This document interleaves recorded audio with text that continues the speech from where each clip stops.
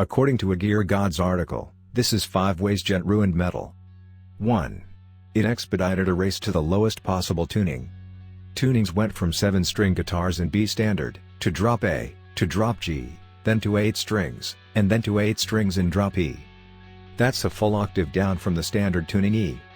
It took 20 years for metal to move from E standard to drop C. Now, 7 years after Djent broke, no one can tune higher than drop B without sounding like a classic rock band. Thanks Djent, you assholes. 2. It robbed us of a generation of bass players. Ever since Djent became popular, your band can't find a decent bassist. Coincidence? To accommodate the aforementioned low tunings, the guitar scale lengths got longer. From 25.5 to 27, to 28, to 30. Combine that with the one-note bend, open string, octave riffs and whoa. Where have I seen all this before?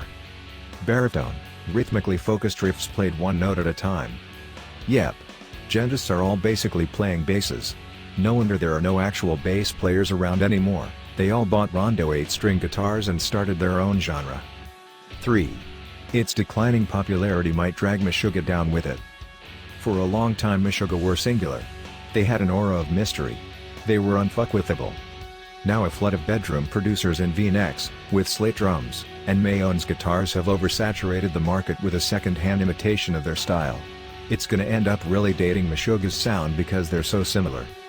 And, when the Djent sound becomes passé, there's a good chance that Meshuggah's popularity will wane with it. 4. It dorkified the breakdown. Much like G-Eazy is a safe way for white people to listen to rap, Djent became a safe space for metal dorks to enjoy breakdowns while not feeling too guilty about violating their Metal Archives forum cred. Except Djent breakdowns are an odd-time signatures and aren't really catchy. But that makes it elite and super metal, because regular people don't like it. Metal dudes need to accept that crushing, half-time, simple/open chug riffs are sick. Go full crowd kill, or just stop with the fomosh. Leave it to the experts over in Beatdown. 5. Precious resources were wasted on 9-string guitars. The only dude that is qualified to play 9 strings is Josh Travis. Everyone else, slow your roll. There is no good reason to play 9 strings. You're, for sure, not using all of those notes. Realistically, you're only using the bottom 3 strings for Djents and top 3 strings for whittles. It's a waste of wood and labor. There's an opportunity cost, damn it. What cool shit could Ibanez have made instead, if they hadn't spent their R&D budget figuring out how to make these abominations of God called extended range guitars? Which of the up-and-coming metal guitarists lost out on a signature deal to make way for a flash-in-the-pan 9-string model? What do you think about this article? Did Djent really ruin metal? Tell us your thoughts down in the comments below. Periphery guitarist Jake Bowen recently got a chance to discuss the Djent style, branding it far too one-dimensional for his taste. Chatting with Metal Hammer, Jake said that the genre's main problem has to do with the fact that it was born on the internet. He noted, "The whole Djent thing, I would have embraced it a lot more had there been a bigger diversity in the music, but the problem with that whole thing was it was born on the internet. It really started with Meshuggah, and they had no idea that they were starting anything. They were doing what they do, and they're an incredible band, and no one can touch them or come close to sounding like them. But the actual bulk of the scene started on the internet." The guitarist continued, "What I've noticed is that these bands that try to be Djent only take 1 or 2 flavors from the sound and don't get the fact that it's way more dense than that.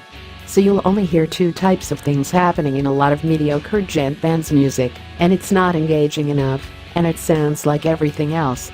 I think that's the mistake that these Djent bands are making. They're taking the groove aspect and the low-tuned riffing aspect, then putting some sort of clean guitar passage over it. Then they write 10 songs like that and call it an album. There's a lot more to it than that." Focusing on the backlash Periphery have received for changing their musical direction on their double album effort Juggernaut, Alpha and Juggernaut, Omega, to see an enraged fan burning his Periphery hoodie over it, Bowen noted, "It's happened to me too, man. It's happened to everybody. A perfect example is Metallica. They're never going back, they're never going to write another And Justice for All, but that's okay. They did exactly what they wanted to do. They changed their style, and they're happy about it. I don't think they have any regrets. It's just the way things work. I think people get varying degrees of frustrated about it. For me, I'm just like, alright, that was nice while it lasted, while other people are straight to the internet and commenting about how much we suck and how the first album was better. If any of us in Periphery put on the first album, we'd be like, turn it off. We don't want to listen to this anymore.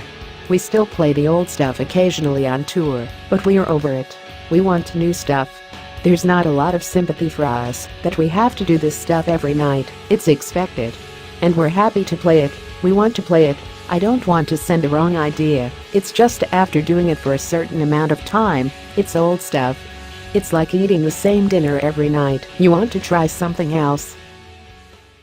Periphery guitarist Mark Holcomb talked about the essence of heavy music and how being heavy has nothing to do with drop tunings, telling them in music.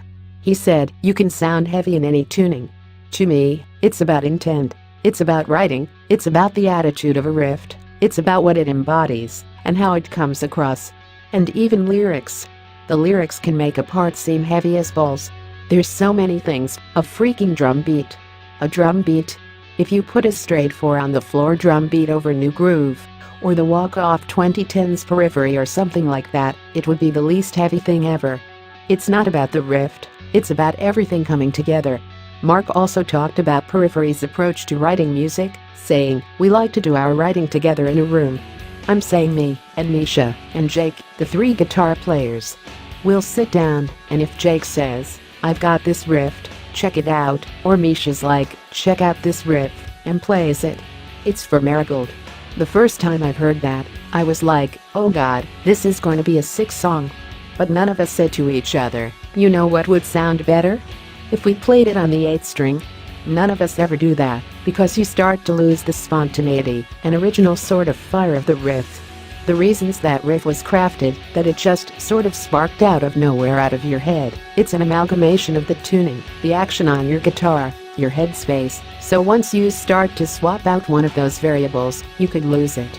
I can count on one hand the number of times, because we have done it. It'll either fail horribly, which happens more often than not, or it'll be successful. Animals' leader's guitar champ Tosin Abasi recently sat down with Music Radar to jot down his top 5 tips for all the guitarists out there. This is what he said. 1. Know your intervals. Learn the major scale in all of its diatonic modes and chords, then learn all the scales intervallically, so, playing in thirds, fourths, fifths, sixths, and sevenths. Understanding these intervals will allow you to have a lot more feeling in your phrasing. It will bring much more tonality to how you play, for sure. 2. Learn how to divide time. Use the metronome for a lot of your practice, and start with tempos you can pull off without much strain, and then you increase it from there. I honestly believe the metronome is central to producing good technique. 3. Study classical pieces. I also think it's important to learn some beginner to intermediate classical guitar. The open right hand is an underutilized part of electric guitar playing, in my opinion. Whether you want to play rock or bluegrass or folk or flamenco, learning these pieces will help. 4. Pick up a real book.